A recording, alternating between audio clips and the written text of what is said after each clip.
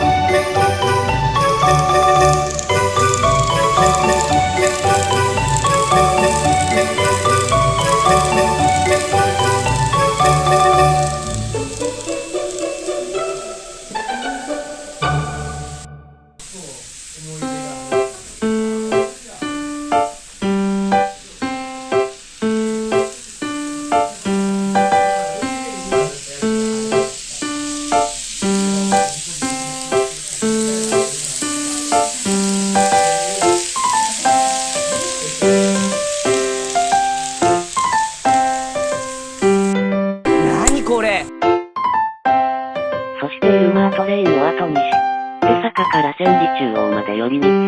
まあすぐに折り返しに乗り、西中島南方で降りて阪急の南方で移動しました。しばらく撮影して。なにこれ？なかなか綺麗に押したわね。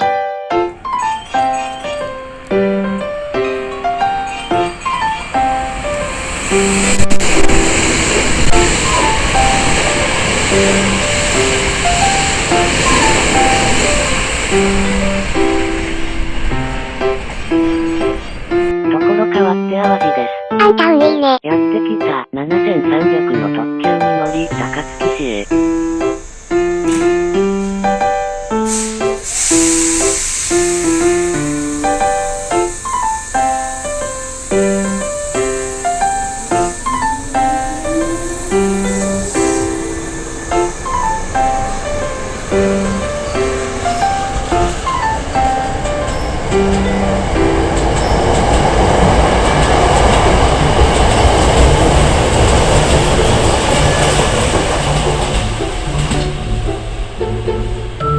隣の準急に乗り、最寄りの駅まで帰りました。お疲れ様でした。